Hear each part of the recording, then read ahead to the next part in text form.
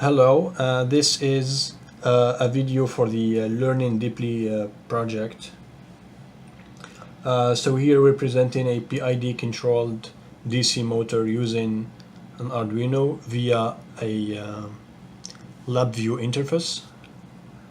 You're seeing here the hardware setup. So in this side here we have the power supply. It supplies 12 volts to the entire system for the motor. And then here you have the Arduino. The Arduino is used to control the motor, and the PID is implemented here. On this side here we have the H-bridge. The H-bridge, we are using the MOSFET that is in the H-bridge in order to amplify the current going to the motor. Now this is our DC motor.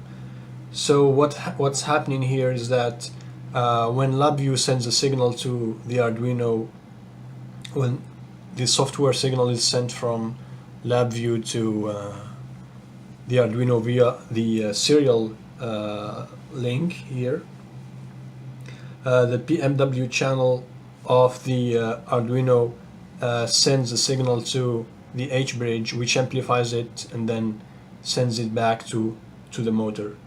Basically that's what's happening. And then here on this part of the motor we have the encoder, and then the encoder goes to the Arduino inputs. It's using the hardware interrupt pins 2 and 3 in order to read the data, in order to read the DC motor speed. So now let me show you the Arduino, the LabVIEW interface.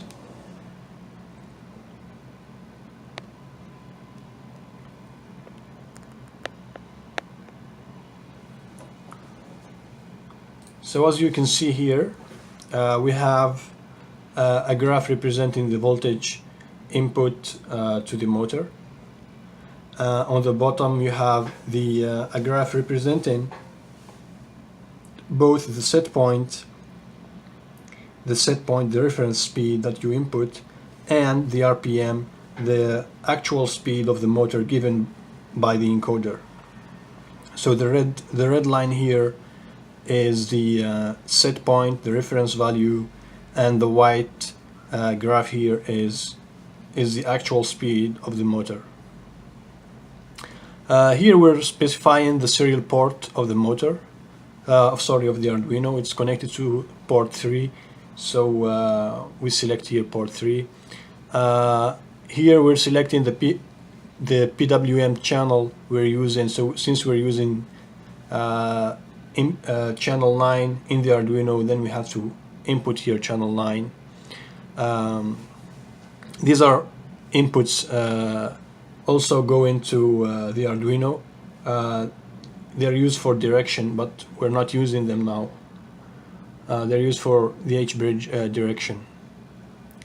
Here we're specifying the source voltage. It's used just to give it a reference and a scale. It's basically a scale for this, used in the equations in LabVIEW. So the source voltage is 12 volts, and the output range is from 0 to 12 volts. Now since we're using only one direction, we're specifying here 0, but instead if we were to use backward and forward directions for the motor, then we would write here -12. Now this is the set point.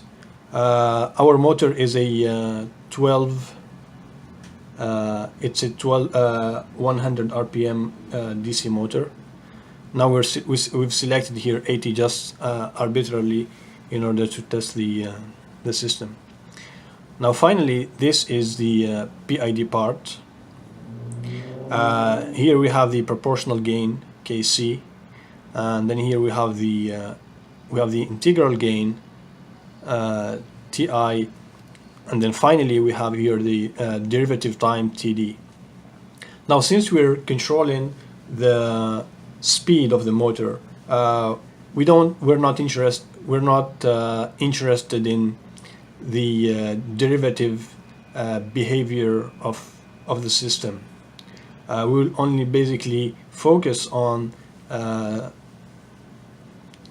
P and the I part of the PID. So it's basically a PI controller and not a PID controller. Now we run our program. So we hit run here. The set point is set to 20 RPM. The gains are 0.1 for KC and 0.01 for TI. Now these gains were previously figured out experimentally.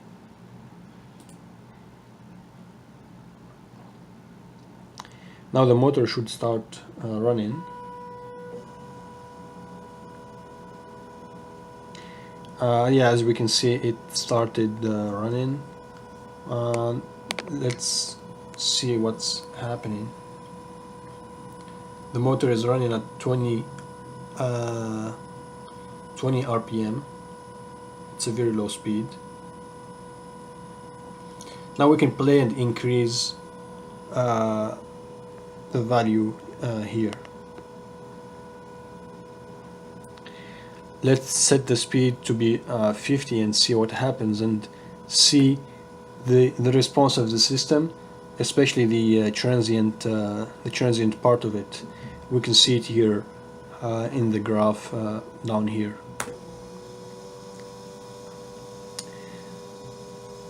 So that's what's happening. We've noticed that there is no overshoot, and that we can see that the system is there's almost no at least it's an insignificant steady state error. We can zoom in to see.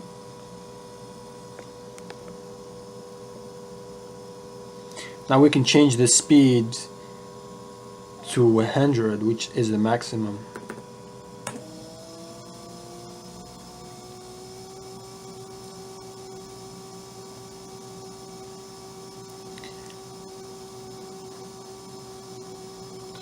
And for 100 it's not reaching the value exactly, so it might be the parameters, they're not optimal for it. Maybe we can increase the gain.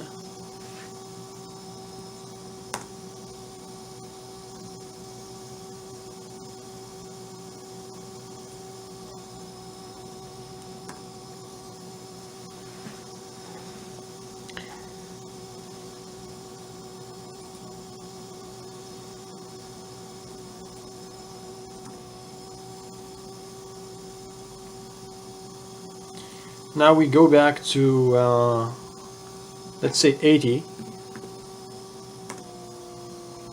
and we observe the response.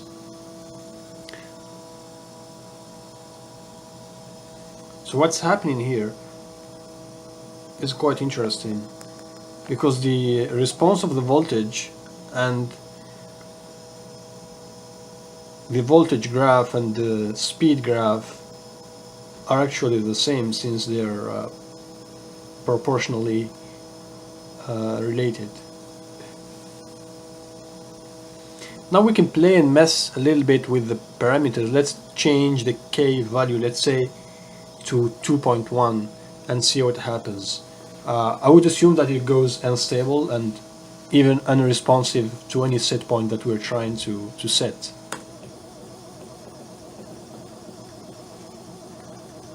Exactly, so the system is unstable, and any set point that we would give should not be even taken into consideration. So let's say 40. Yes, that's what's happening. It's not even responsive to any set point. So we can go back to 0.1, and the set point being 40, we see that both the voltage and the speed, they go to their required values. Thanks a lot for watching. I hope you have enjoyed the video.